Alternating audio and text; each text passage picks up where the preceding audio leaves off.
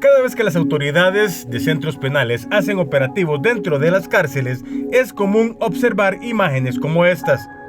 La cantidad de teléfonos celulares incautados en estas acciones policiales son enormes. Esto a pesar del bloqueo de señales que se aplica en las cárceles del país desde el año 2022. Los números del Ministerio de Justicia dejan ver que en 2 años la cantidad de celulares decomisada fue de 2.426 aparatos en 2022 y de 2.681 en 2023. Sin embargo, aunque en las cárceles de nuestro país se supone donde deben funcionar estos aparatos, los delincuentes se las ingenian. Ya desde el Ministerio de Justicia detectaron señales inalámbricas que son usadas por los privados de libertad. De diagnóstico nacional en pro de la seguridad del país, encontramos en conjunto con los operadores técnicos, los expertos en la materia, que hay redes inalámbricas operando.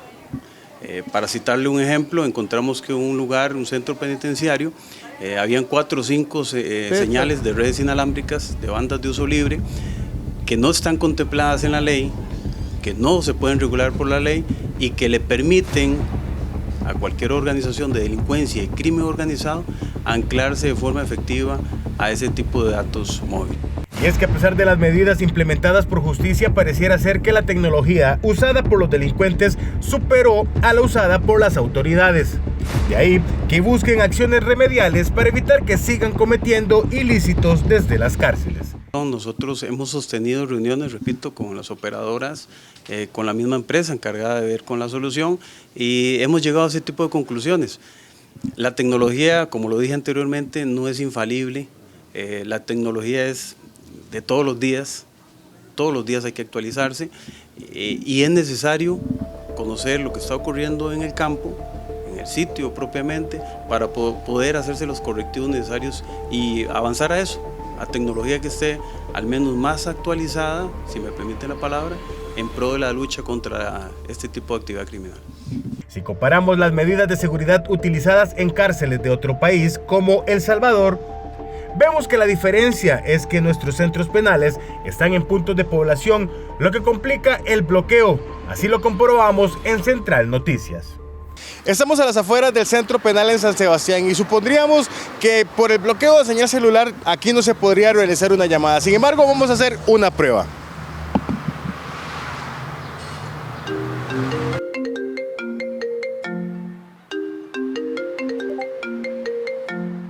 Desde Justicia son conscientes de esto y aseguran que no pueden afectar a la población que vive en las cercanías de las cárceles. Nosotros también en ese ejercicio, que es un ejercicio ciudadano, me parece a mí, hemos tratado de que haya una mínima afectación al ciudadano.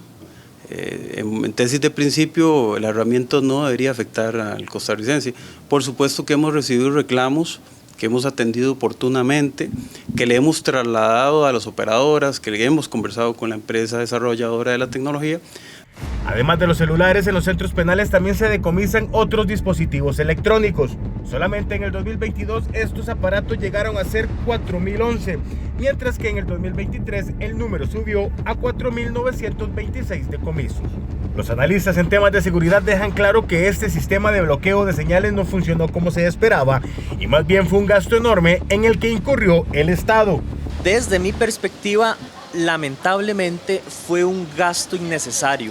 Lamentablemente se invirtió mucho en todo el estudio técnico para establecer si era viable o no. Una vez definido que sí, se hizo una licitación, se trajo la empresa, se instaló el sistema y al día de hoy no ha servido. Existe porque los vecinos, los oficiales, inclusive penitenciarios y el personal administrativo son víctimas de ese bloqueo. Ante el ingreso de este tipo de dispositivos, las autoridades plantean un proyecto de ley que pena con cárcel a quien sea detectando tratando de pasar un celular. Las penas por ingresar celulares a las cárceles irían de 2 a 4 años. Pero los expertos en temas de seguridad dejan claro que es preferible mejorar los controles de ingreso a los centros penitenciarios. Las acciones debieron estar en otros sentidos, por ejemplo, modificar los controles de ingreso.